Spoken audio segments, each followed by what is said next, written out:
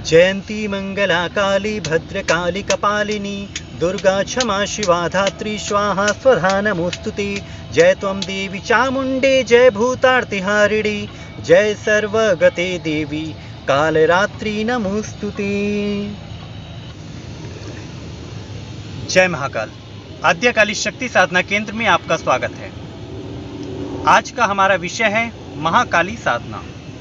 माँ काली यदि कहा जाए तंत्र विद्या की अधिष्ठात्री देवी, यूं भी समस्त चराचर जगत की देवी महाकाली। महाकाली, महालक्ष्मी, महासरस्वती, ये त्रिदेवियां ब्रह्मा विष्णु महेश त्रिदेवों के साथ उनकी समन्वित शक्ति बनकर चलती हैं। यूं कहें तो शिव और शक्ति का मुख्य आधार ही महाकाली है। महाकाली के 8 रूप विभिन्न प्रकार के हैं, जो विभिन्न कामनाओं के उद्देश्य से की पूर्ति के लिए उनका साधकों द्वारा प्रयोग किया गया था, जिनमें गुह्य काली, शमशान काली, कामकला काली इत्यादि अष्टकालियां हैं। तो महाकाली उन सभी काली की सर्वोच्च शक्ति का नाम है, उनकी एक समन्वित शक्ति का नाम है। माँ महाकाली की साधना दोनों ही भावों में की जाती है, एक वीर भाव और दूसरा भक्ति भाव। भक्ति भाव में अगर आप बात करें रामकृष्ण परमहंस जी, तो रामकृष्ण परमहंस माँ काली के ऐसे उपासक थे जो तंत्र मार्ग से नहीं बल्कि भक्ति भाव से देवी को उन्होंने प्रसन्न किया था। वामाखेपा ने तारा माता को तंत्र विद्या से नहीं भक्ति विभाव से प्रसन्न किया था। इसके विपरीत जब हम तंत्र विद्या की बात करते हैं, एक तो भाव का उस स्तर तक हो जाना, और जब भी हम किसी शक्ति साधना के संदर्भ में बात करते हैं, विशेषकर महाकाली के संदर्भ में, तो आपको एक बात विशेष रूप से अपने मन में बैठा लेनी चाहिए कि माँ काली तंत्र विद्या की प्रारंभिक सीढ़ी और अंतिम चरण है। माँ काली में ही तंत्र शुरू होता है और माँ काली में ही तंत्र विलय हो जाता है, तंत्र विलीन हो जाता है। माँ काली की ऊर्जा विश्व की सर्वश्रेष्ठ और सर्वोच्च शक्ति है। माँ काली एक उग्र तमोगुणी शक्ति है, और इस तमोगुणी शक्ति को यदि तंत्र विद्या के माध्यम से इन्हें प्रयोग किया जाता है, इन्हें सिद्ध किया जाता है, तो इसमें साधकों के लिए बहुत चुनौतियों का सामना करना पड़ता है। असाधारण शक्ति प्राप्त करना इतना सहज नहीं होता। असाधारण शक्ति मनुष्य तभी प्राप्त कर सकता है जब वो साधक असाधारण साधना का परिचय दे, असाधारण श्रम कर सके। आपका भाव, आपकी क्रिया उतनी ही असाधारण होनी चाहिए, उतनी ही अद्वितीय होनी चाहिए, तभी आप ऐसी विशिष्ट शक्तियों को प्राप्त कर सकते हैं। यूँ भी आप देखें, काली माता की पूजा गली गली में, घर घर में, हर जगह हो रही है, तो फिर उनकी विशिष्ट शक्ति किसे प्राप्त होगी? हर एक को विशिष्ट शक्ति नहीं दी जा सकती। माँ काली की उग्र शक्ति आपको प्राप्त हो सके, इसके लिए आपको उनकी ऊर्जा को समझना होगा। शक्ति की ऊर्जा को जाने बगैर आप शक्ति की उपासना नहीं कर सकते, और अगर आप शक्ति को समझ लेते हैं, उसे जान लेते हैं, तो मेरी समझ से आपको साधना करने की आवश्यकता ही नहीं पड़ती। और शक्ति की साधना करने से अधिक महत्वपूर्ण है उन्हें समझ लेना, उनकी प्रवृत्ति को जान लेना, समस्त जगत किस प्रकार से क्रियान्वित होता है शिव और शक्ति के माध्यम से, इसे जान लेना।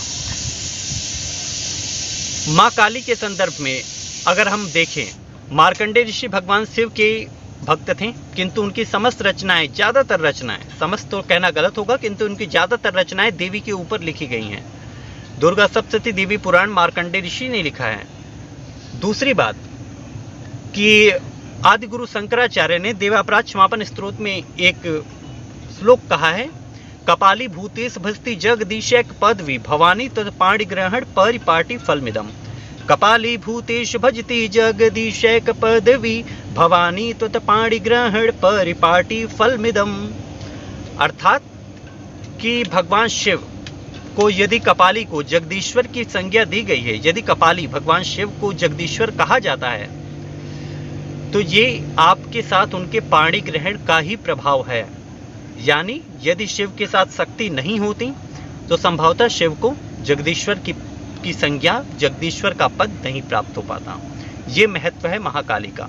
महाकाली साधना करने के लिए साधक को अनिश्चित काल तक साधना के लिए तैयार रहना होगा।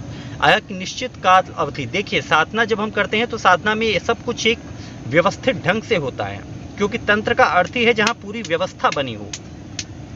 व्यवस्था से मेरा अभिप्राय है कि साधना 11 दिन की है या 21 दिन की है या 41 दिन की है, किस मंत्र से है, दिशा क्या होगी, वस्त्र क्या होंगे, एक निश्चित संख्या, 1.25 लाख, 10,000, जो भी आपकी संख्या है।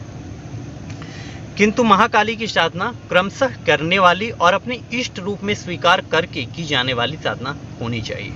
महाकाली साधना शत्रुओं पर विजय प्रदान करती है। महाकाली साधना साधक में वीर भाव की उत्पत्ति करती है। महाकाली साधना साधक को मुख्य रूप से विद्या देने का भी कार्य, जबकि ये सरस्वती नहीं है। महासरस्वती से पृथक होने के बावजूद महाकाली समस्त विद्याओं को प्रदान करने में सक्षम है, और इसका सबसे बड़ा उदाहरण आप कालिदास को देख सकते हैं, जो मां सरस्वती के नहीं महाकाली के उपासक थे, और जिन्होंने मेघदूत और अभिज्ञान शाकुंतलम जैसे ग्रंथों की काव्यों की रचना कर दी। दूसरी बात यह है कि महाकाली धनदायिनी साधना भी है। महाकाली साधना करने के बाद साधक को अनायास ही धन की प्राप्ति होती रहती है। अंक सिद्धि इत्यादि में भी इनका मुख्य रूप से कृपा प्राप्त होती है। अंक सिद्धि के लिए एक व्यापक तौर पर काली और भैरव के मंत्रों का प्रयोग किया जाता रहा है और आज भी होते हैं। काली माता की साधना, महाकाली साधना साधक को तंत्र पर पूर्ण रूप से अधिकार देती है। साधक का वर्चस्व स्थापित होता है तंत्र में। इसके अलावा साधक की इच्छाओं से उसके कार्य होने लगते हैं। साधक को वाक सिद्धि प्राप्त होती है, अर्थात वो जो कुछ कहता है वो सत्य सिद्ध, निकट भविष्य में वो सत्य सिद्ध हो जाता है। महाकाली साधना साधक को अतीन्द्रिय दर्शन करवाने में सक्षम है। अतीन्द्रिय दर्शन का अर्थ यह है कि कल आपके साथ या कि आपके किसी परिजन, आपके मित्र के साथ क्या होगा, इसका पूर्वाभास आपको आज ही लग जाएगा। ये आभास आपको अपने आप भी हो सकता है, बैठे बैठे भी, और ये अभ्यास आपको स्वप्न अवस्था में भी हो सकता है। माँ काली की साधना करने के बाद साधक को भूत प्रेत, वैताल, कुष्मांड इत्यादि किसी भी योनि से भयभीत होने की आवश्यकता नहीं होती, क्योंकि वैताल काली के गढ़ होते हैं, डाकिनी काली की सहचरी होती हैं। तो आप सोच सकते हैं कि यदि महाकाली का भक्त होगा तो डाकिनी, वैताल, कुष्मांड इत्यादि योनियां स्वतः ही उसके समस्त मस्तक हो जाएंगी। तो ऐसी स्थिति में वो साधक वैसे ही अपराजय हो जाता है। महाकाली 10 महाविद्याओं का केंद्र बिंदु है। महाविद्याओं में प्रथम क्रम पर आने वाली महाकाली ही वास्तव में 10 विद्याओं का आधार है।